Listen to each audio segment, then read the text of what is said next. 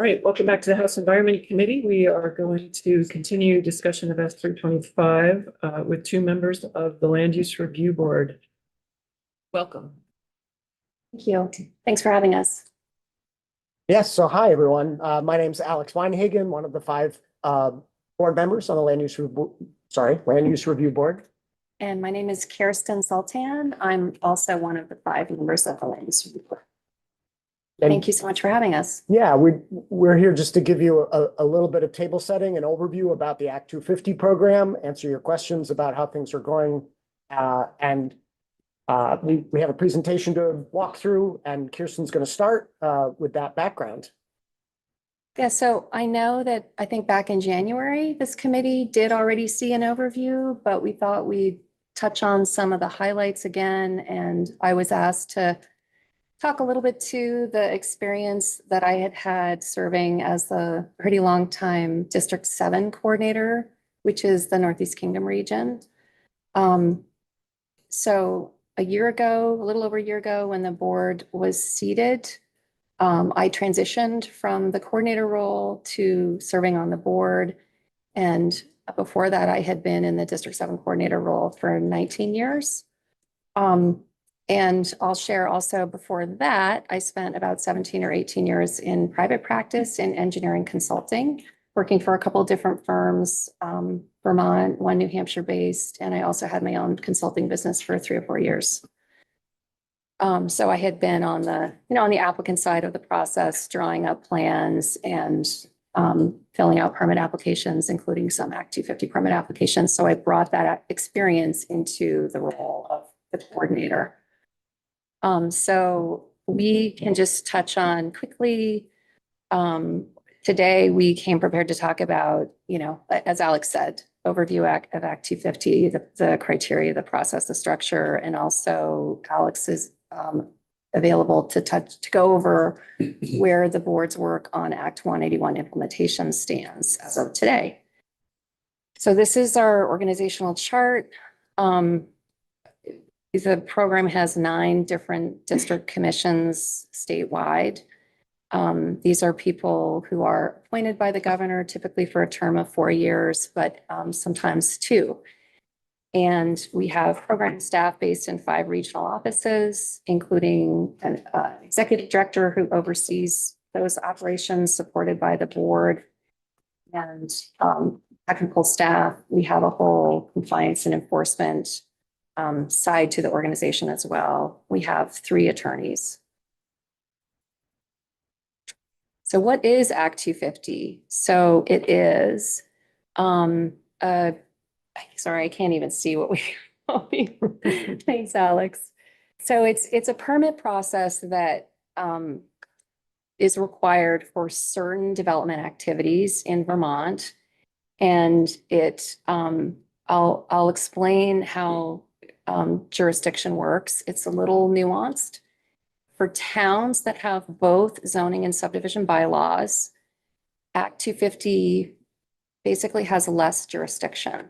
So Act 250 jurisdiction attaches to commercial projects on tracts of land that are 10 or more acres, and to subdivision activity of 10 or more lots within a 5-year period of time. And that subdivision activity is measured both by town and on a district basis. If a town does not have zoning and subdivision bylaws, then Act 250 jurisdiction attaches to commercial projects on more than 1 acre of land. And that is not insignificant. And also, when towns don't have both zoning and subdivision bylaws, the threshold for subdivision jurisdiction is also lower. It's based on 6 or more lots in a 5-year period of time. So I'll mention in the Northeast Kingdom region, which is District 7, there are 50 towns, 1 city, and most of those municipalities do not have both zoning and subdivision bylaws. So it's predominance of mostly the so-called 1-acre towns, whereby Act 250 jurisdiction applies to commercial projects on more than 1 acre.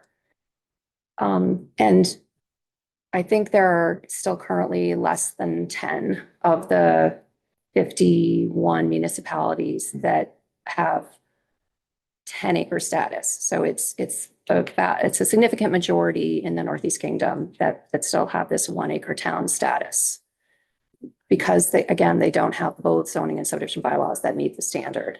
Can you, I'm really interested in those communities, and I guess I'm curious. I'm not, I'd just like to know more about them. And so after your 19 years up there, can you share some observations about, is there anything that unites them? Or what, like why? 50 plus years later, why are they, it feels like from here that they're kind of opting into being a 1-acre town. And I guess I'm just wondering if you have thoughts on that. Yeah, I mean, I've occasionally brought into conversations that communities are having supported by the Regional Planning Commission. And so I have, some understanding and awareness of what is happening within communities. But I really think that it's the citizens of those communities don't want to have that level of local land use regulation. And I think that they are made aware that here's how it works. And there is this nexus to Act 250 jurisdiction.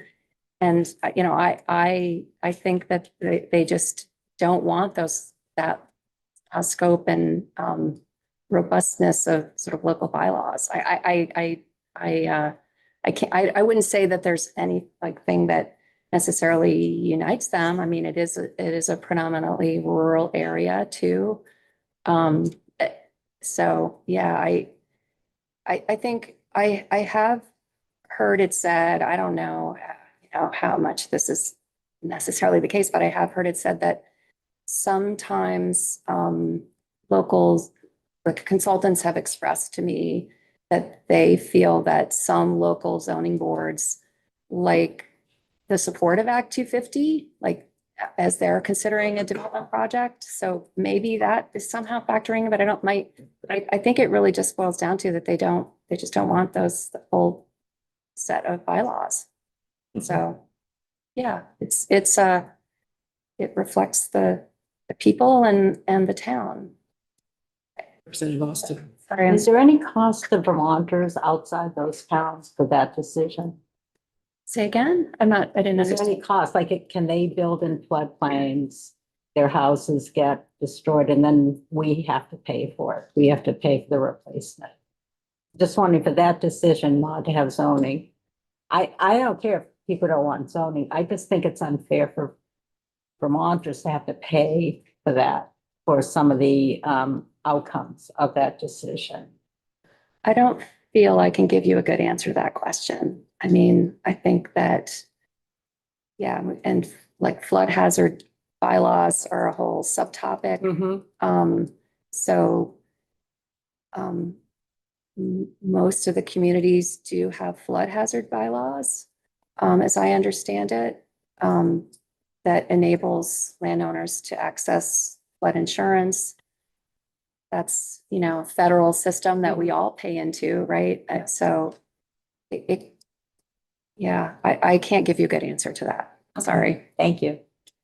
Representative Hoyt. Thanks. Just since I'm new to this, if a town does have local bylaws, then the Act 250 jurisdiction is lessened. That's right. Okay. That's right. Is that the 1 and 10-acre distinction? Correct. Okay. So if you choose not to have bylaws, you're likely to have more projects reviewed. Go through Act 250. Act 250. That's right. Okay. That's what I was trying to explain. Yeah. Okay. Yep. Makes sense. Thank you. Yeah. So,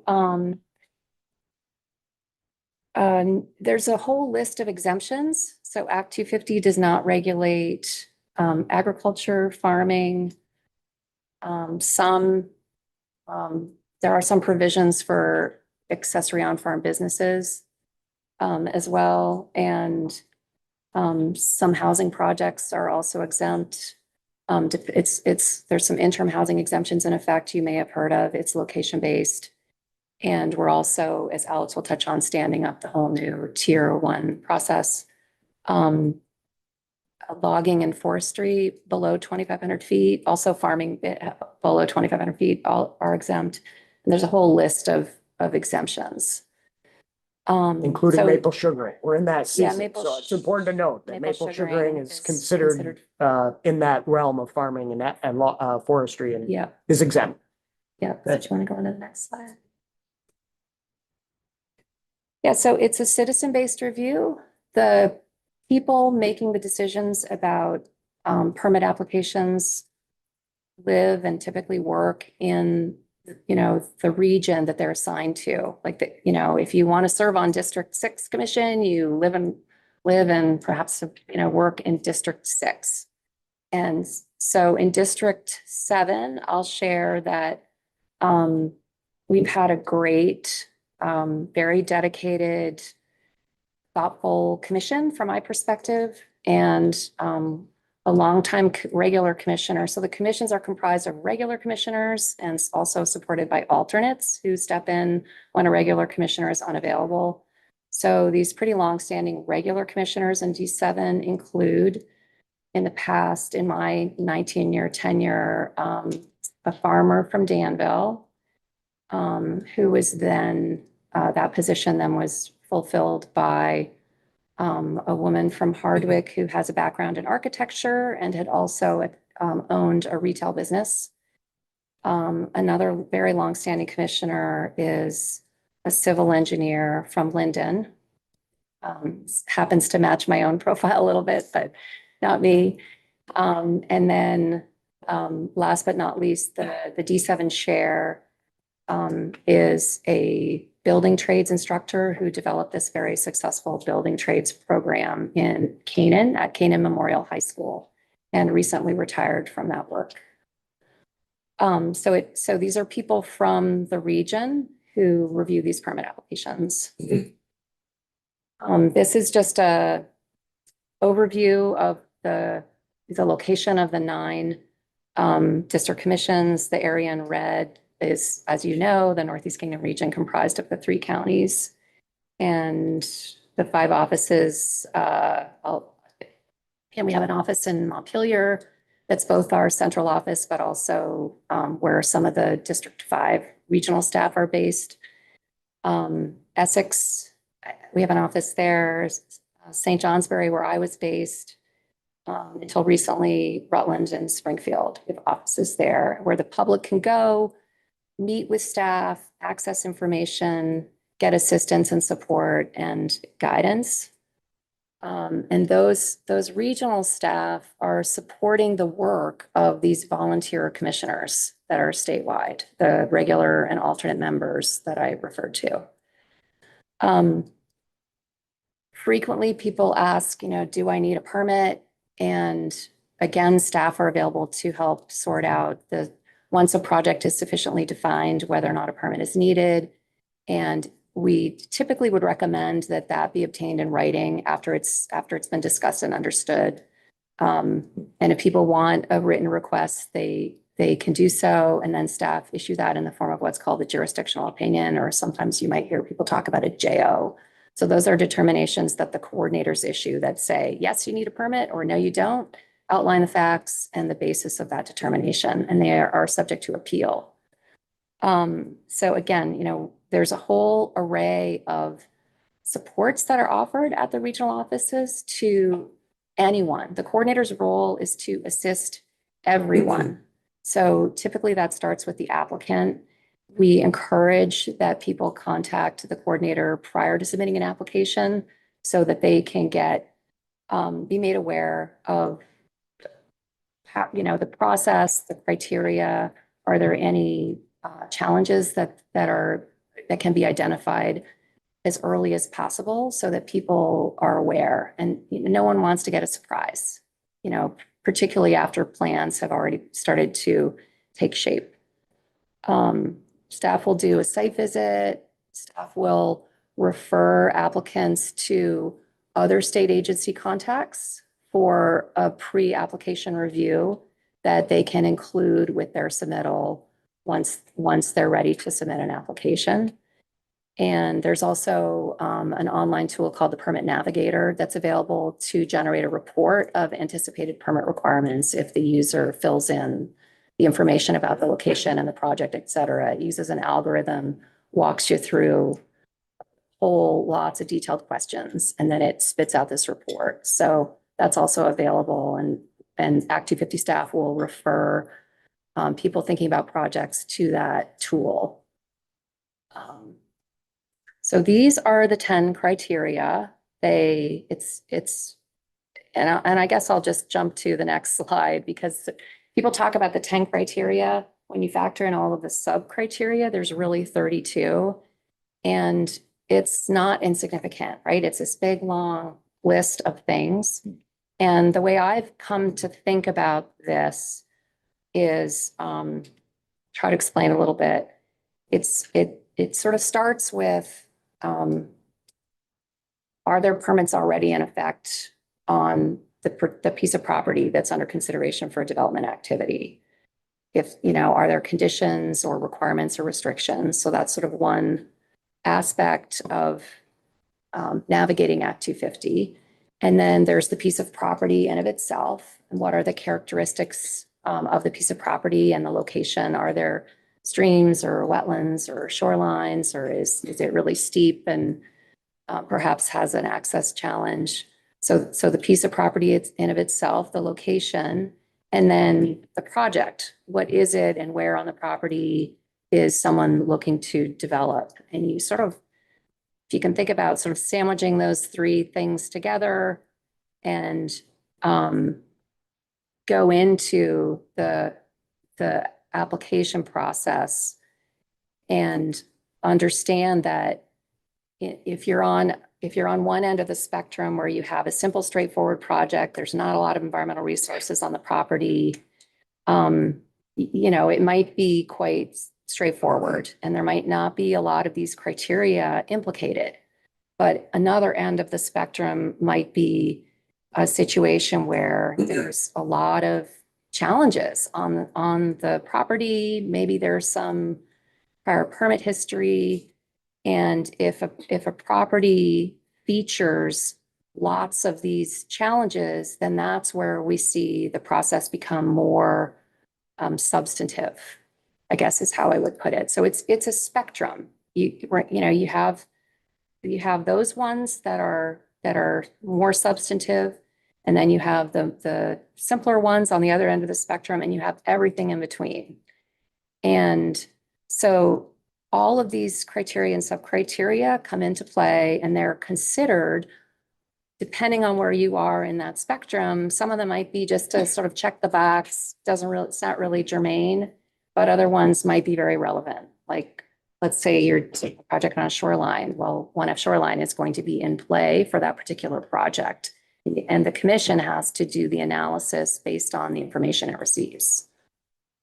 Do you think it's important, if yeah. you don't mind going back to this, Yeah. right? Because the sub-criteria are really just details fleshing out in many instances of the bigger bucket. Sure. So I think that the strength of Act 250 is that it's a holistic review and it's bringing lots of things together to look at a big picture perspective that is well represented by having a basic understanding of the 10 sort of first, and then the details do matter for sure. And I appreciate Yes. your explanation of how they're used, but I think just Yeah. reviewing these is good. Sure. So air and water pollution encompasses all of the surface and groundwater, factors.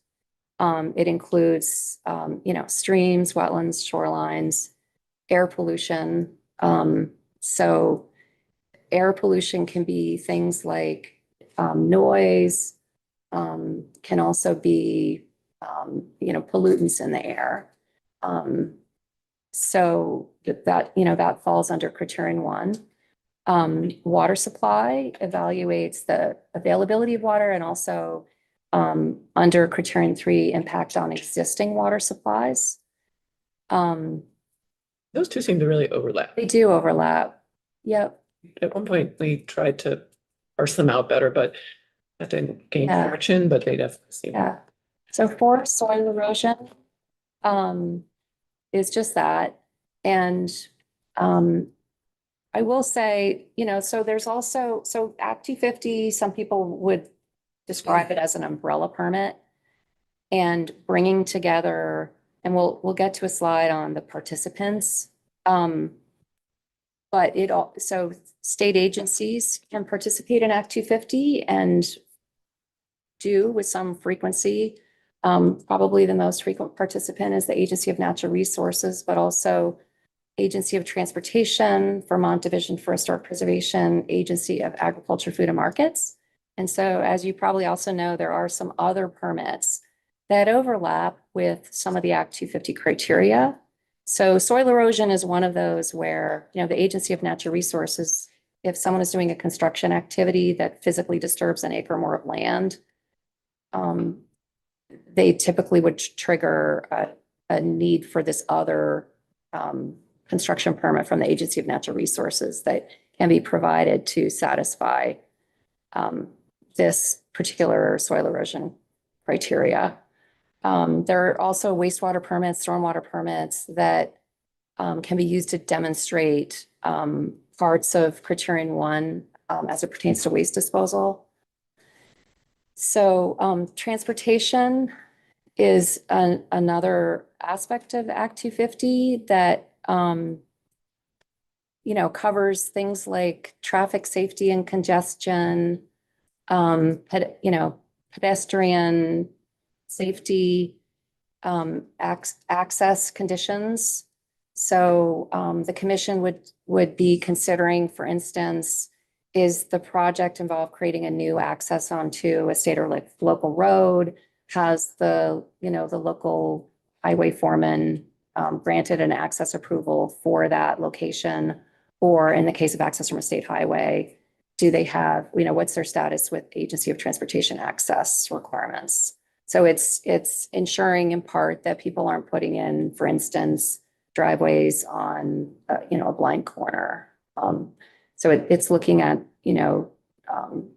traffic safety in the kingdom. There's not that many locations where there's, problems with traffic congestion, right? It's not Burlington. We have seen a couple projects where I'll just mention, for instance, like the I-91 off-ramp was lengthened when the Walmart Supercenter went into Derby. People do sometimes find themselves undertaking, traffic improvements to support development activity or contributing under the fair share mechanism that's part of Criterion 5. If there's a designated project and your traffic is generating trips that will impact that the capacity for the use capacity for the identified project, and there's a mechanism where developers can pay in based on how much traffic they're generating that will use that intersection capacity. I'm not explaining that very well, but it's a way of cost sharing and not putting all the burden on one developer to construct an improvement. Impact on schools and municipal services. Impact on schools with declining enrollment has been in recent history I have not seen that sort of used as much through the 250 process, at least in the kingdom. It can come into play with the need for capital investments, expansions, if there's a capacity issue. If there's, say, a big residential subdivision, one might be asked to help offset that through supporting a capital project at the school. Impact on municipal services. There's a couple different ways that applicants approach that. The standard application forms include a municipal impact form that the applicant can use and go to the municipality, to a local official, and ask them to fill it out, documenting if there's any issues with typically like police, fire, and rescue services. My experience, it often sort of boils down to fire department, and often the need to have that form filled out by the municipality can sometimes be waived, depending on the details of the project. Some applicants will elect to go to, say, the fire chief and ask them to provide a project review letter. And this has been used a fair bit to support local fire departments. Anecdotally, for instance, I can remember the I think the landfill is under an obligation to provide some retardant product to the local fire department to help with those fire emergency events that could occur. I'm remembering the Burke Hotel, I think, was taller than the ladder truck capacity of the department, and there was some support made there. Typically for a bigger commercial building, and you might, sorry if some of you know this, but the fire departments are often evaluating access. You know, is there access on, you know, several sides of the structure to be able to get in and combat a fire event. So this is, you know, part of the program history. Okay, criterion 8, wildlife habitat, historic sites, and aesthetics. There's sort of those three factors. Necessary wildlife habitat can be things like deer wintering areas, bear habitat. There's grassland birds have also been addressed through this. There's different habitat that have been identified that have been recognized and protected through criterion 8. Historic sites covers historic buildings of the type that you might think of in historic sites, but it also covers archaeology. And we hear from the Vermont Division of Historic Preservation. Depending on the condition of a building, sometimes they've been eligible for removal with archival photography. It sort of runs the gamut. Sometimes there's an architectural review if there's an addition or modification to a building. And then aesthetics is looking at, you know, where can you see the project from? Is the lighting down shielded? You know, what's the building, you know, visibility, and if relevant, you know, is there a color scheme? Is the signage in keeping with the character of the area, that kind of thing. Impact of growth can be triggered for a bigger project. I guess I won't get into that too much, but it's looking at the capacity of the area to accommodate growth that might occur if there's a bigger development project. What was the largest development project you were involved in? Probably Jay Peak Resort, I guess I would say. Jay Peak Resort went through a pretty major expansion. When I started with the program, I think the golf course was under construction. They built a lot of housing units, a couple hotels, the water park. That was, Burke also did some master plan development activity, but it hasn't been at the scope and scale in terms of what's been constructed. They also built a hotel. The Walmart Supercenter was not insignificant in terms of scope for that location. Yeah, if you're interested, I actually was thinking through, you know, okay, it's sort of like this. I had understood the ask was to talk about, you know, how is Act 250 working in the Northeast Kingdom and try to convey that sort of more narrative. And I actually wrote out kind of a laundry list of projects that I think might interest you to get that landscape of the universe of Act 250 projects. Like, what are we talking about? Would you like me to give that? Sure. Okay, so we mentioned the 2 ski areas. Oh, not to forget. So the region has the state's only lined landfill, only active landfill, as I think. There might be another C&D one elsewhere, but in terms of like solid waste, I would say more sand and gravel pits than I can count. A lot of sand and gravel pits. Like a number of stone quarries. This is just in my sort of 19-year tenure, maybe 5 or 6 earth resources project that were quarrying stone, you know, blasting. I mentioned Walmart, bunch of cell towers. So when I started with Act 250, it was in the era of like Google Earth, and the program was still seeing a lot of applications for cell towers. So there were maybe 5 or 6 of those that I staffed for the commission. Some asphalt paving plants. This is in no particular order. This is my own kind of like many self-storage unit business projects, many. Bulk fuel storage facilities. Several of those in the region, think big above ground tanks.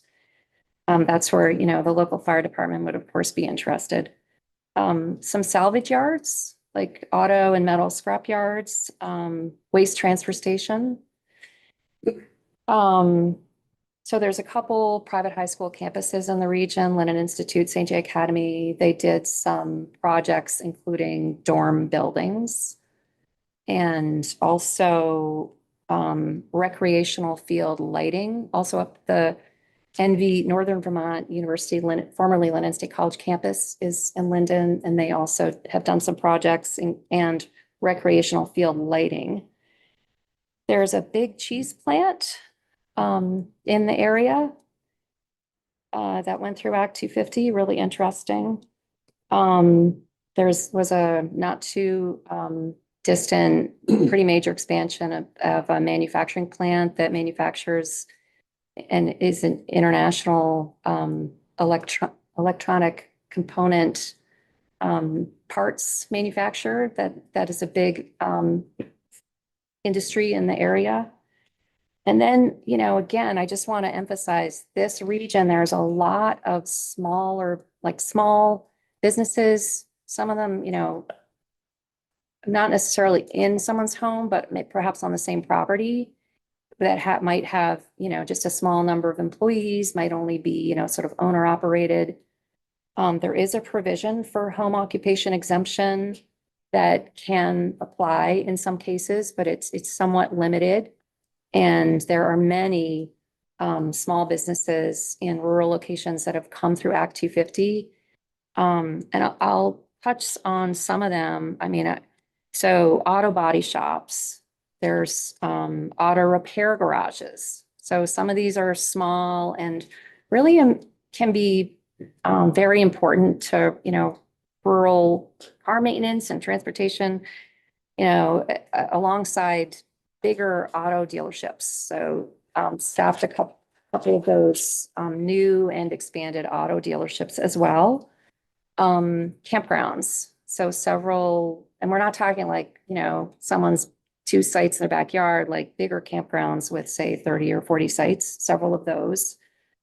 Event venues like wedding barns or other similar types of event spaces. Several of those. There's a number of retreat centers in the region that went through, construction and expansion projects. In one case, like a new location where they were constructing, sort of a campus with gathering places and cabins and, accommodation lodging. And this is like a no order. So a storm window manufacturer, that was like a small home property-based business, restaurants, farm equipment sales and service dealership. So a business that sells farm equipment that also encompasses property where prospective customers can use equipment they're thinking of purchasing. So takes like space. A bike shop. There's a couple water bottling plants. Beer breweries, a number of beer breweries, and some of them, ranging from small to bigger, more successful in the region. Also, there's a couple of distilleries in the area. A big performing arts center was constructed. Quite a few daycares.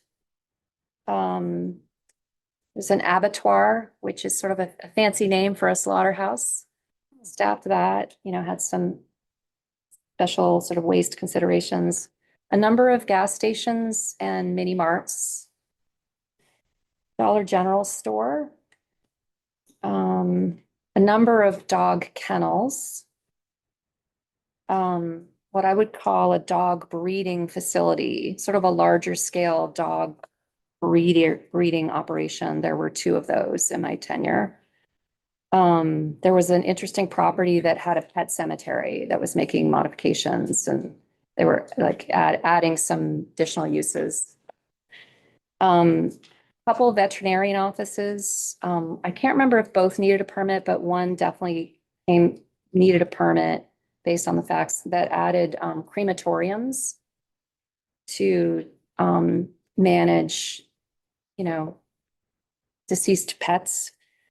Utility lines is another category of types of permits. If there's a certain length of utility line that can come under Act 250 jurisdiction. There was an airport runway and taxiway big project at the Coventry Airport. And there are several airports in the region. There's one in Linden. There's one in Brighton that's a small, I think it's called the John H. Boylan Airport. And there's also the Newport State Airport in Coventry. And there are private hangars at these locations. So people lease land from through the Agency of Transportation typically, and then those individuals are going through a permit process when they're putting up hangar buildings. A meat cutting shop. If I could. Oh, sorry. That's fine, but this is because these are 1 acre towns. That all. Not necessarily businesses all of these, but many, you know. Small businesses. Yeah, many of the small businesses, it's because they're on more than 1 acre. Yes.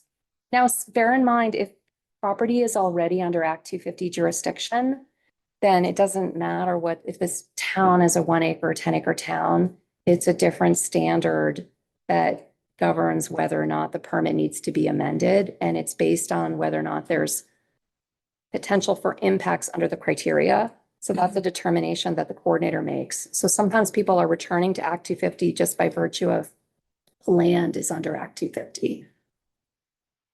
I'm almost done with the list here. So a meat cutting shop, people have game or meat that they need processed and cut. And there were a couple of those. And those were sort of on home properties. A couple of sawmills. These are bigger, commercial, industrial sawmill operations. A couple of businesses that were doing firewood processing, and a couple of bark mulch facilities. One of them was new, one of them was an expansion. The one that was an expansion, they were also dyeing product. They offered different colors of bark mulch. A number of permits for logging above 2,500 feet. I don't think I ever saw a permit for farming above 2,500 feet, but quite a few for logging above 2,500 feet. And then last but not least, housing. So some subdivisions, there was some subdivision activity.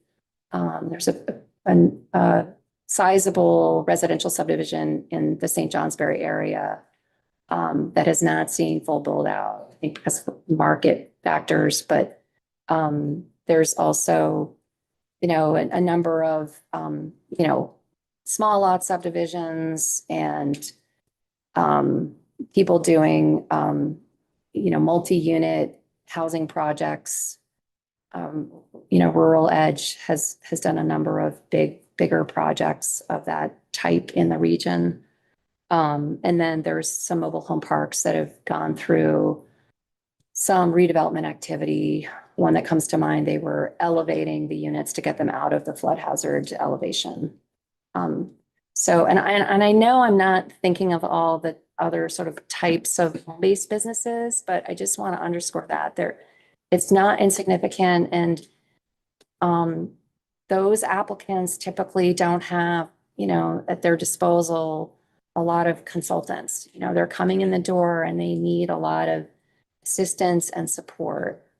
And I would try to provide that in my role as a coordinator, to show people examples of how other applicants had met this criteria, for instance. And if people want assistance,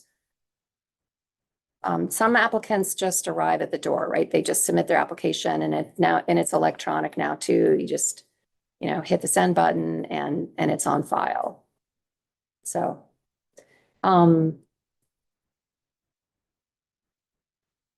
so these are the people that can participate in the Act 250 process when it does apply. So of course, the applicant, the landowner, if the applicant is not also the landowner, the municipality, And also, so the municipality is a body through, say, its select board, but also the municipal planning commission. So those two bodies can participate in Act 250, automatically have standing by statute.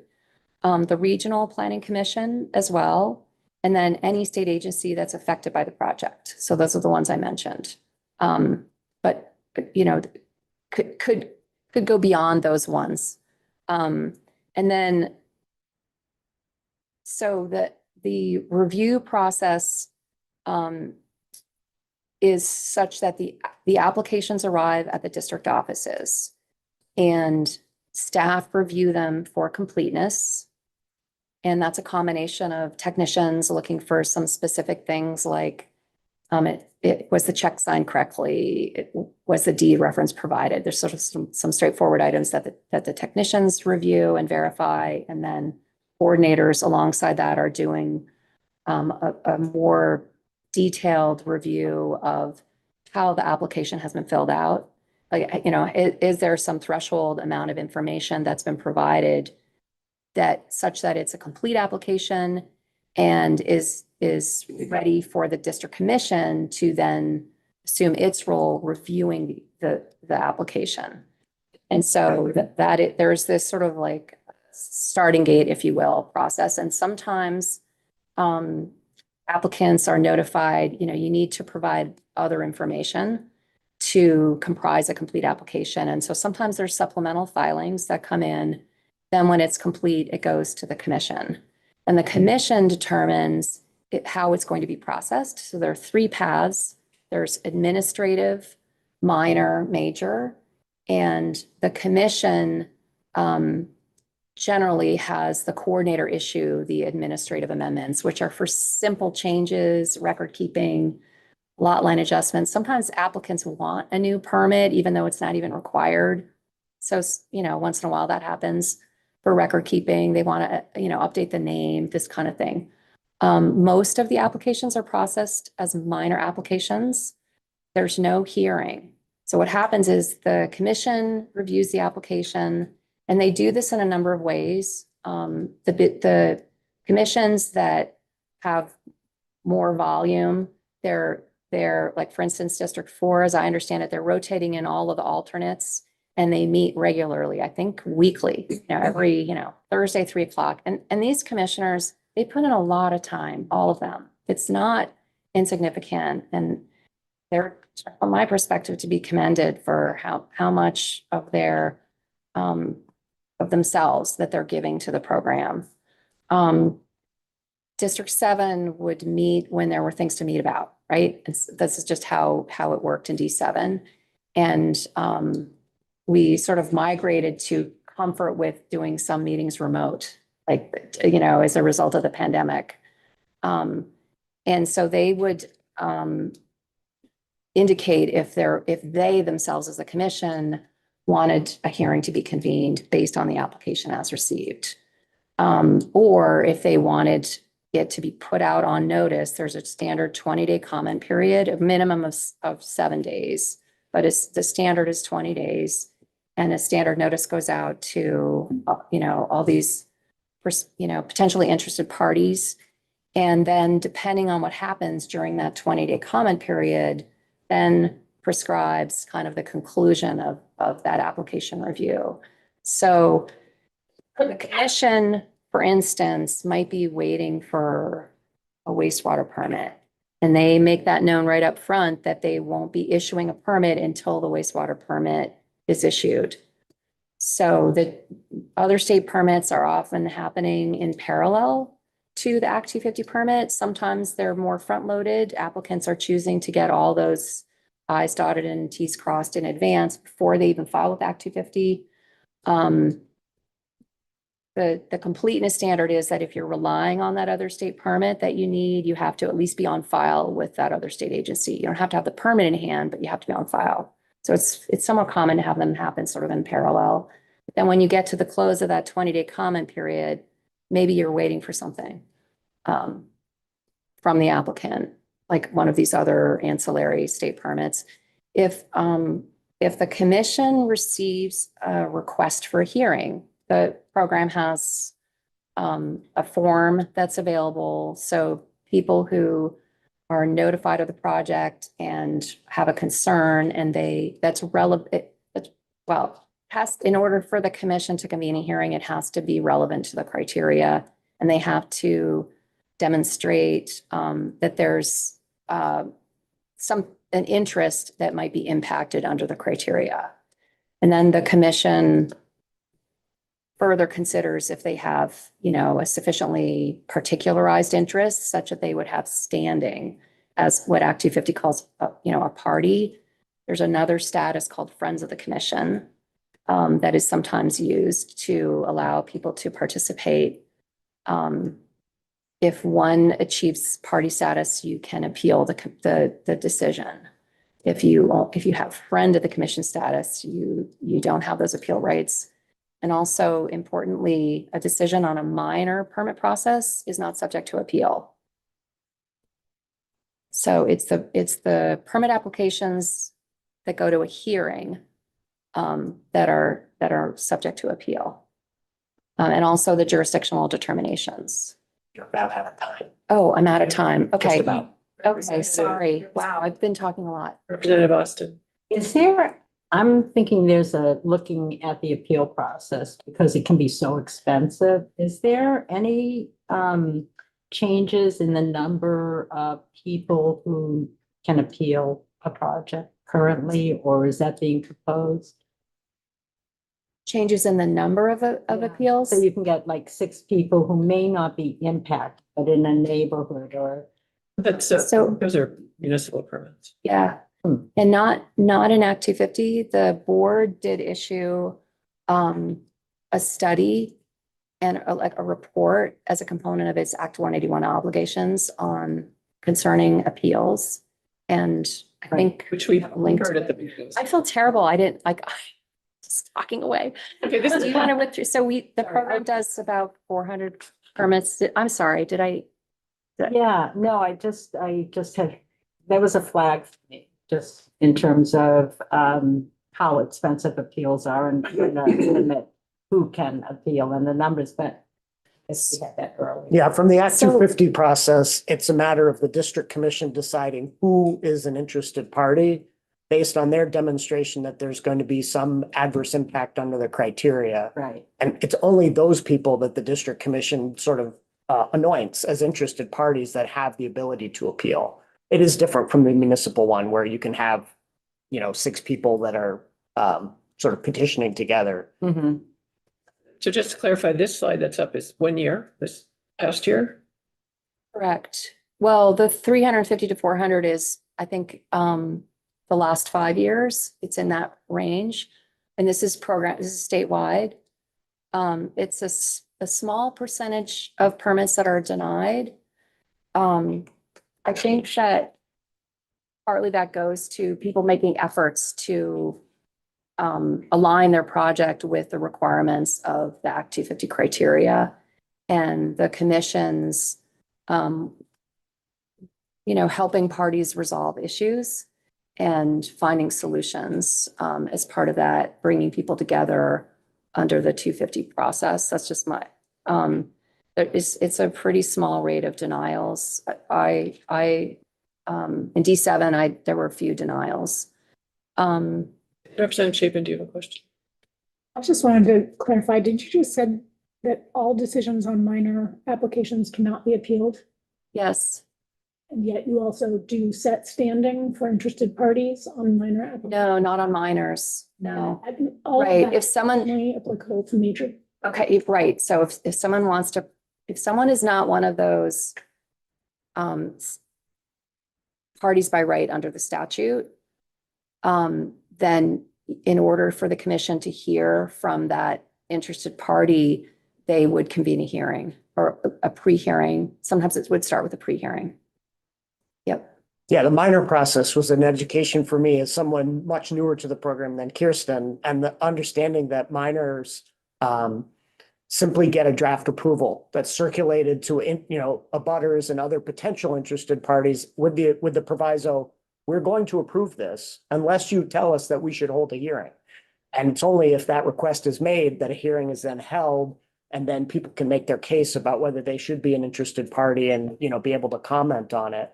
But fully, 384 decisions were issued last calendar year. And of those 384 decisions, only 16 went to a hearing. So the vast majority of Act 250 applications are either handled administratively or through this minor approval process that does not involve a hearing. No neighbors are upset. It's just, you go through the process, you get an approval. I know, yeah, the notifications would be really good if they were turned off.